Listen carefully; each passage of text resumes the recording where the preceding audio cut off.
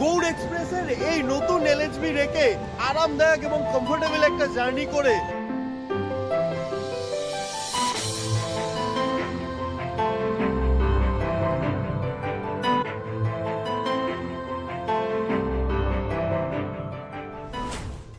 Hello বন্ধুরা, কেমন আছো তোমরা সবাই?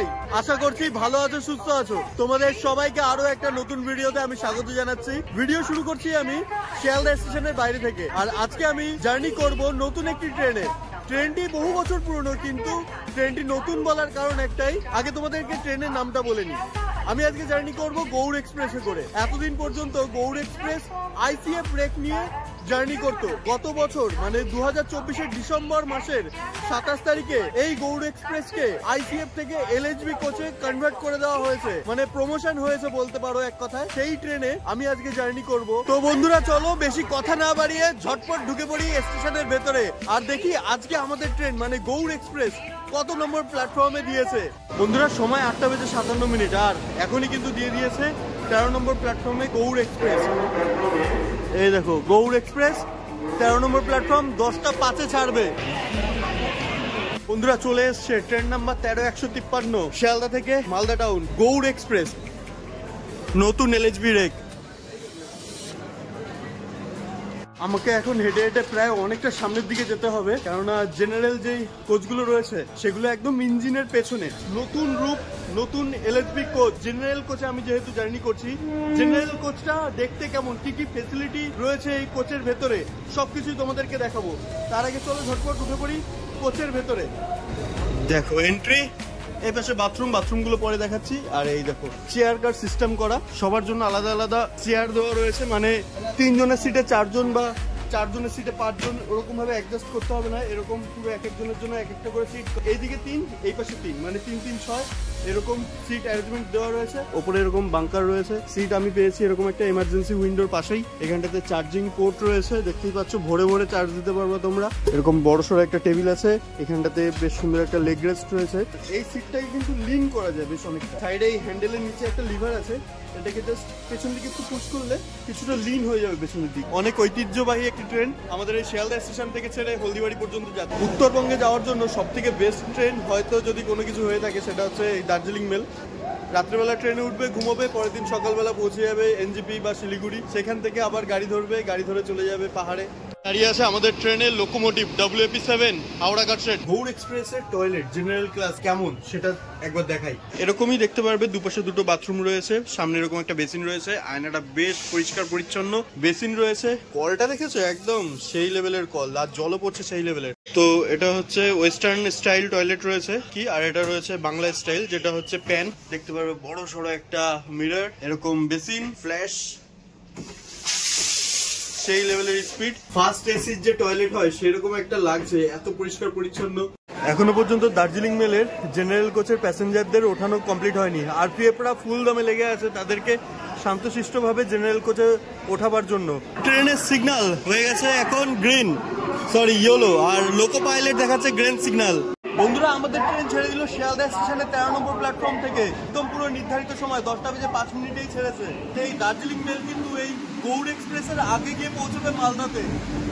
শিয়ালদা স্টেশন থেকে প্রত্যেকদিন 10:05 সময় গৌড় এক্সপ্রেস ছাড়ে এবং পরের দিন সকালবেলা 5:55 সময় পৌঁছে যায় মালদা টাউন স্টেশন। তো বন্ধুরা চলো একবারে ভেতরে গিয়ে বসি, যেহেতু আমি একদম বড়সড় একটা এমার্জেন্সি উইন্ডো সিট পেয়েছি। তো আমি ওখানটাতে বসে বসে পুরো জার্নিটা কমপ্লিট করব, কেননা এই শীতের মধ্যে দরজার সামনে দাঁড়িয়ে থাকা একটা টাফ ব্যাপার। দেখো একদম পুরো খোলামেলা একটা উইন্ডো, জাস্ট এখান থেকে বসে আরামদায়ক একটা জার্নি হবে।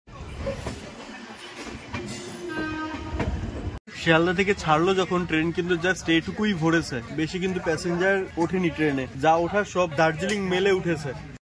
তো বন্ধুরা আমরা এখন এসে পৌঁছে গেলাম আমাদের ট্রেনের প্রথম হল্ট স্টেশন, যেটা কিনা বিধাননগর রোড। তো বেশ ভালো একটা দেখো স্টেশন, এখানটাতে হল্ট দেয়, প্রচুর মানুষ এখান থেকে উঠেছে। আর এই স্টেশনে আমাদের ট্রেনের কিন্তু মাত্র 2 মিনিটের হল্ট রয়েছে। তো বন্ধুরা আমাদের ট্রেন ছেড়ে দিল বিধাননগর স্টেশন। তো এরপরে আমাদের ট্রেনের স্টপেজ সোজা নৈহাটিতে।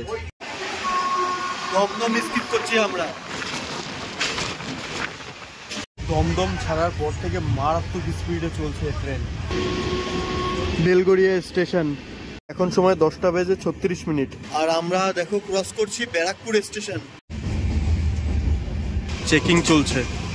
ট্রেনের ভেতরে যদি কোনো সন্দেহজনক কিছু দেখে থাকেন তাহলে সেটার জন্য এনারা কিন্তু অলরেডি সতর্কতা নিচ্ছে। সময় 10:53 আর আমাদের ট্রেন এখন এসে প্রবেশ করলো নৈহাটি রেলওয়ে স্টেশনের 2 নম্বর প্ল্যাটফর্মে।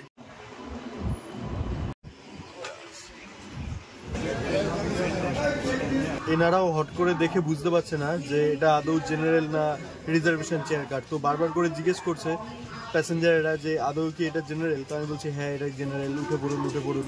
আমাদের ট্রেন ছেড়ে দিল নৈহাটি রেলওয়ে স্টেশন। এর পরের স্টপেজ ব্যান্ডেল।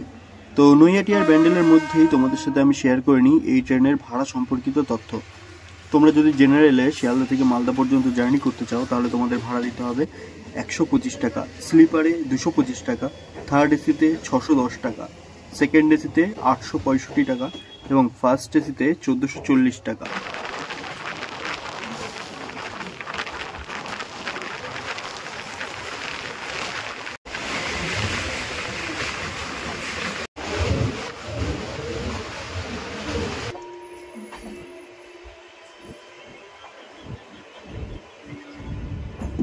শিয়ালদা থেকে 46 কিলোমিটারের দূরত্ব অতিক্রম করে আমাদের ট্রেন এখন এসে পৌঁছে গেছে ব্যান্ডেল জাংশন রেলওয়ে স্টেশন। এই ব্যান্ডেল দিনের বেলা কত ব্যস্ত। 10:41 আমাদের ব্যান্ডেল স্টেশনে ট্রেন ঢুকছে। ট্রেন ঢোকার কথা ছিল 10:40-এ।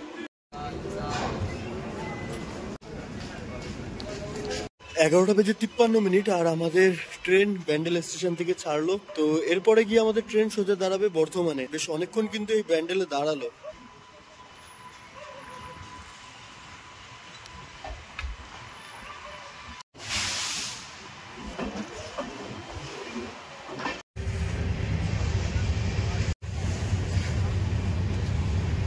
আমাদের ট্রেন এসে পৌঁছালো বর্ধমান রেলওয়ে স্টেশন আর আমাদের ট্রেন নির্ধারিত সময় থেকে 2 মিনিট লেট এসে পৌঁছেছে এই স্টেশনে। আমাদের ট্রেনের পরবর্তী স্টপেজ বোলপুর শান্তিনিকেতন, যেখানটাতে আমাদের ট্রেন যখন পৌঁছায় তখন আমার কোচের মধ্যে সবাই অঘরে ঘুমোচ্ছিল আর কোচের মধ্যে নাক ডাকার শব্দে ভরে গেছিল।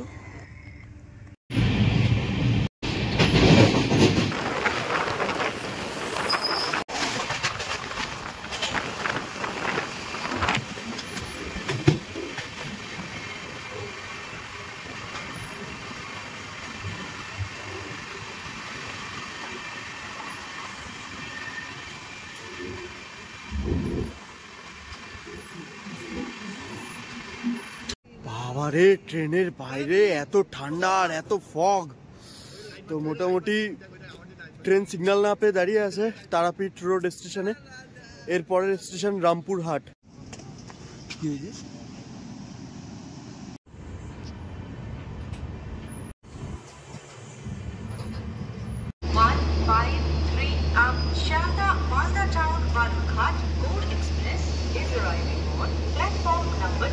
বন্ধুরা, ঘড়ির কাঁটায় এখন সময় 3:05 আর আমি চলে এসেছি শিয়ালদা স্টেশন থেকে গৌড় এক্সপ্রেসের এই নতুন এলএচবি রেখে একদম আরামদায়ক এবং কমফোর্টেবল একটা জার্নি করে এই রামপুরহাট রেলওয়ে স্টেশন।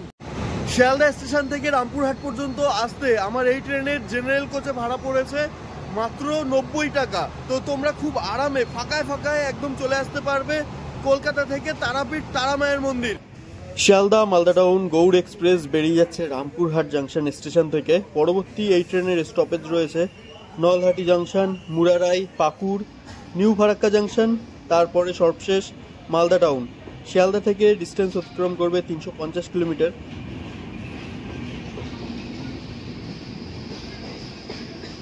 তো বন্ধুরা, আর দেরি করবো না, ভিডিওটা আমি এখানটাতেই শেষ করবো, কেননা ভিডিওটা অনেকটাই বড় হয়ে গেছে।